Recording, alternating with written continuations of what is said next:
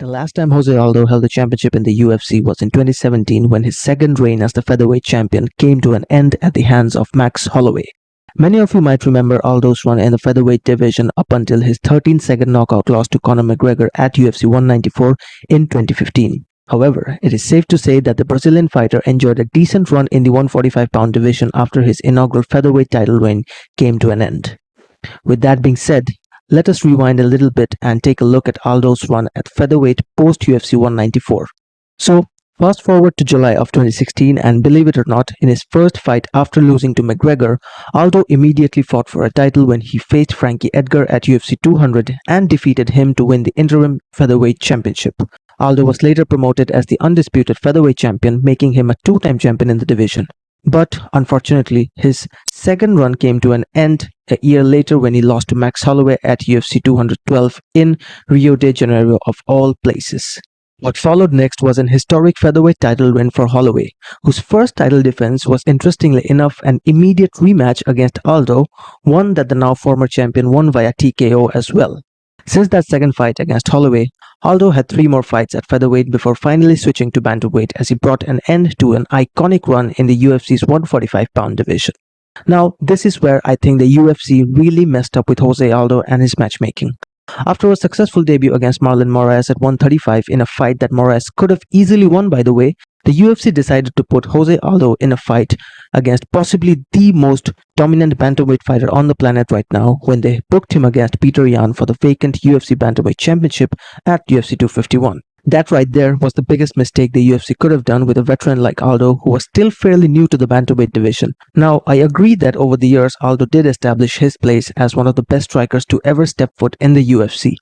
But the man that stood across him in the octagon at UFC 251 is on a whole different level in terms of striking, and is currently in the prime of his career. Peter Yan absolutely dominated Jose Aldo that night in Abu Dhabi, leaving him in a bloody mess by the end of the fight, as many had predicted.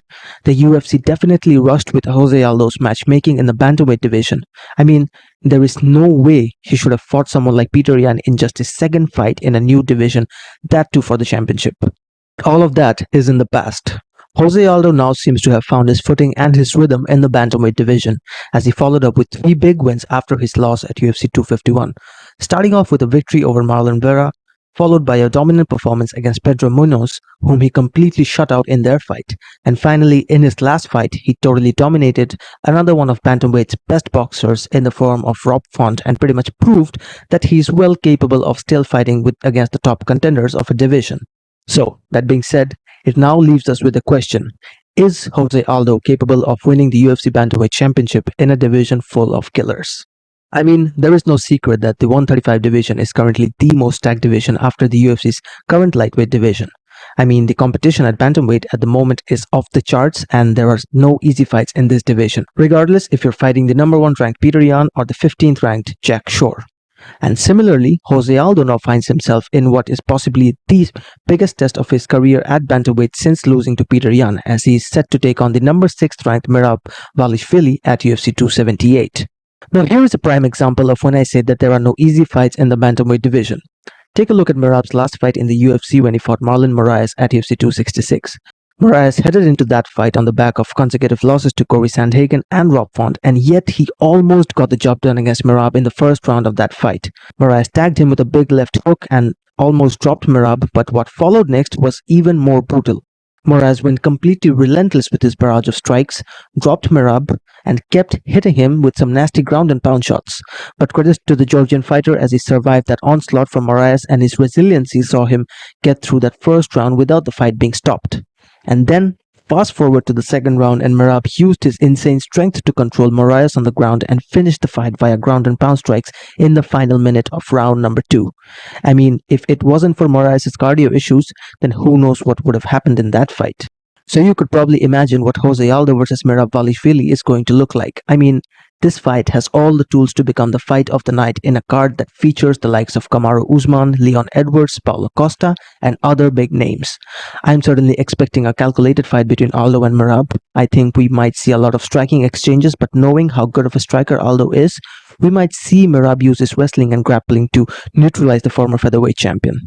But then, We could also expect Aldo to stuff Merab's takedowns, which might make this fight a lot more interesting than the one we are hoping for at the moment. Regardless, Jose Aldo's path to chasing the UFC Bantamweight Championship once again begins at UFC 278 if he gets past Merab Dvalishvili. Then I'm purely confident that he's going to be fighting for the title and will pose a threat to either Aljamain Sterling or quite possibly TJ Dillashaw, regardless of whoever is the champion by then. I'm definitely expecting Sterling to defend his title against Dillashaw next, knowing that he has already beaten Jan recently. And given the fact that Jan is fighting Sean O'Malley of all people next, I don't think the UFC will give the former Bantamweight champion another shot based on a win over Sean. Which means that all Jose Aldo has to do is beat Merab Dvalishvili and his path to the title becomes very clear. So, do I think that Aldo is capable of becoming the Bantamweight champion? Yes, in a fight against Sterling, I think Aldo will dominate him, but a fight against TJ Dillashaw is what I'm hoping for. Aldo versus Dillashaw is the title fight I would personally like to see going forward in the near future. And with that being said, that's it for this video. Let me know in the comments if you guys think that Aldo can get it done and win the UFC Bantamweight Championship in the future. I'll see you guys in the next video. Thanks for watching.